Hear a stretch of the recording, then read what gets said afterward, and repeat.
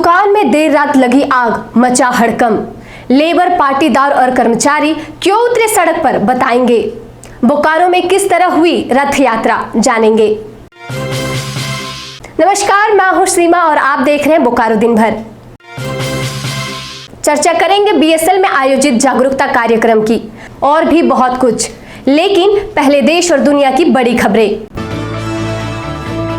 जुलाई में शेष बोर्ड परीक्षा कराने के सीबीएसई के फैसले पर सुप्रीम कोर्ट ने सुनवाई 25 जून के लिए टाली। सीबीएसई ने कहा चर्चा चल रही है, बुधवार तक लेंगे फैसला। शर्तों के साथ आज पुरी में निकाली गई भगवान जगन्नाथ की रथ यात्रा। थल सेना प्रमुख ने किया लद्दाख का दौरा। पेट्रोल और डीजल के दाम तकरीबन हुए बराबर। अब चलते हैं बोकारो। बकाया राशि की भुगतान करने की मांग को लेकर सभी लेबर, पाटीदार और कर्मचारी उतरे सड़क पर। कर्मचारियों ने Bokaro steel officers housing cooperative society limited Rani Pokhar के सामने आज एक दिवसीय धरना किया।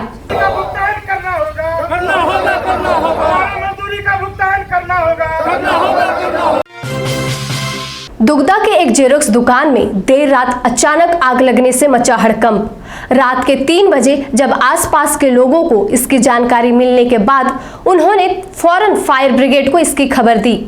इसके बाद फायर ब्रिगेड ने आग पर काबू किया।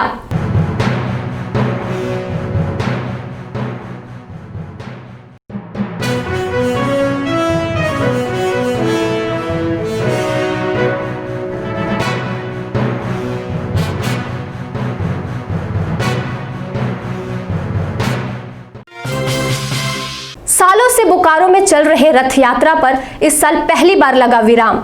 जैसा कि हम सब जानते हैं, आज रथ यात्रा का दिन है, पर इस वैश्विक महामारी को देखते हुए बोकारो के जगन्नाथ मंदिर में आज सिर्फ रस्म की गई, यात्रा नहीं निकाली गई, जिसकी वजह से भक्तों में निराशा देखने को मिली।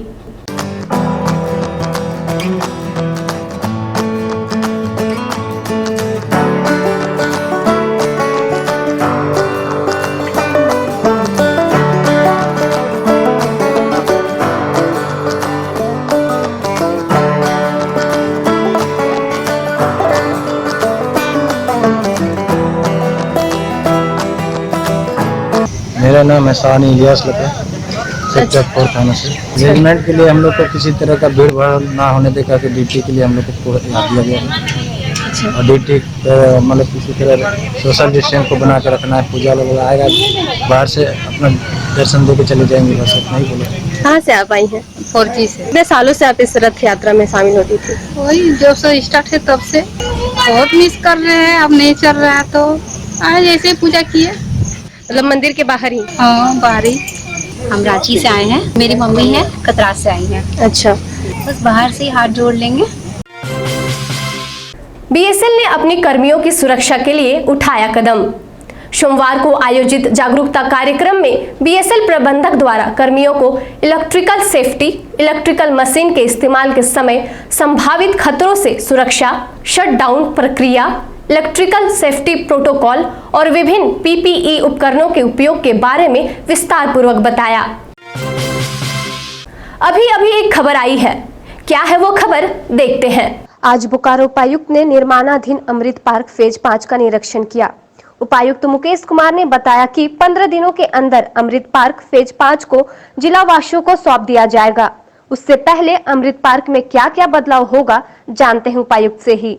आज अमृत पार्क का निरीक्षण हम लोगों ने किया है। एएमसी यहाँ के जो अपनगर आयुक्त हैं और एसडीओ चास और जो कंसर्न डिपार्टमेंट एग्जीक्यूटिव इंजीनियर हैं आर उनकी उपस्थिति में जो है विस्तारपूर्वक हम लोगों ने जाने की कोशिश की और हम उम्मीद करते हैं कि मैक्सिमम 15 दिनों के भीतर जो है ये पार्क जो है जिले वासियों को समर्पित कर दिया जाएगा। काफ़ी तेज़ी से काम हो रहा है, कुछ चीज़ें काफ़ी खूबसूरत तरीके से बनाई गई, सर्टेन सजेशन भी इनको दिए गए हैं, कार्य में प्रगति लाने का भी निर्देश दिया गया है।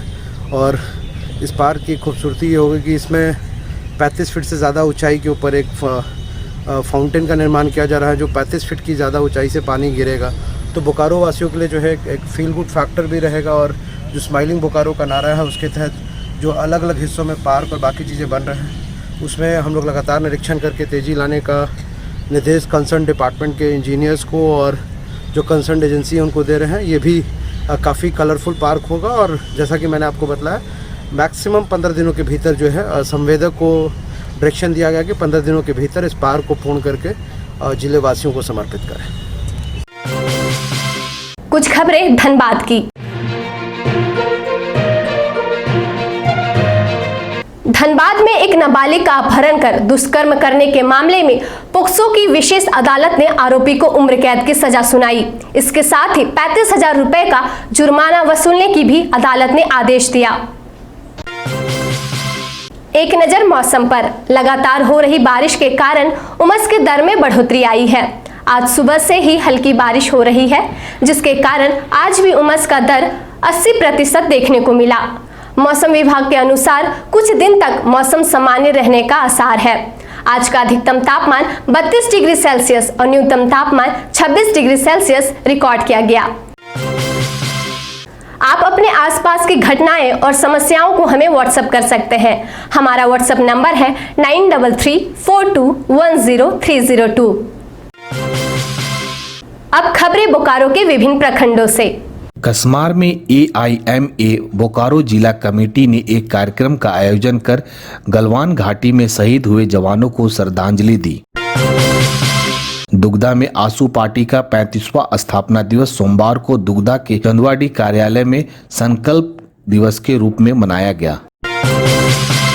जरीडी प्रखंड में बेरमो के वरिष्ठ भाजपा नेता अर्जुन सिंह की अगुवाई में उत्क्रमिक मध्य विद्यालय 49 में 50 फलदार पौधे लगाए गए। बेरमो जैनामोड़ मार्ग पर गुरुटाण पुल और पोड़दाग का पुल का क्षतिग्रस्त हो गया, जिसके कारण आवागमन में लोगों को परेशानी हो रही है। गोमिया में एक ही दिन में कोरोना के 7 पॉजिटिव मरीज पाए जाने के बाद प्रशासनिक मुस्तैदी बढ़ी। चतुरोचट्टी के कतवारी और चिपरी माइक्रो कंटेनमेंट जोन बना। 17 लोग को क्वारंटाइन में रखा गया है। बेरमो विधानसभा अंतर्गत में लोक जनशक्ति पार्टी की बैठक पूर्व प्रखंड अध्यक्ष बैरिस्टर सिंह की अध्यक्षता में हुई, जिसमें निर्णय लिया गया कि बेरमो विधानसभा उपचुनाव में प्रदेश अध्यक्ष वीरेंद्र प्रधान एवं राष्ट्रीय अध्यक्ष चिराग पासवान उम्मीदवार बनेंगे। जरीडी के सौतार टाण के एक निवासी ने घर के कमरे में की आत्महत्या। कथित तौर पर कहा जा रहा है कि लॉकडाउन में काम छूटने पर पत्नी से हुई नोकझोंक के बाद युवक ने फांसी लगाकर जान दी। पेटरवार प्रखंड में जैनामोड़ रोड पर ऑटो और बाइक की भिड़ंत हो गई। बाइक सवार के सर पर गंभीर चोट लगी है, जिसके बाद उसे पेटरवार समुदाय स्वास्थ्य केंद्र में भर्ती कराया गया। फिर उसे बोकारो के सदर अस्पताल में रेफर कर दिया गया है। नवाडी पंचायत के नवाड बोकारो के सौजन्य से आदर्श ग्राम विकास सेवा समिति द्वारा महिला स्वयं सहायता समूह 7 दिवसीय आजीविका उद्यमिता विकास कार्यक्रम का प्रशिक्षण शिविर का आरंभ किया गया। फिर मिलेंगे बोकारो दिन भर में सोमवार से शुक्रवार रात 8 बजे। तब तक के लिए नमस्कार। बने रहें thetimes media.com पर। आप हमें फेसबुक और यूट्यूब पर भी देख सकते हैं।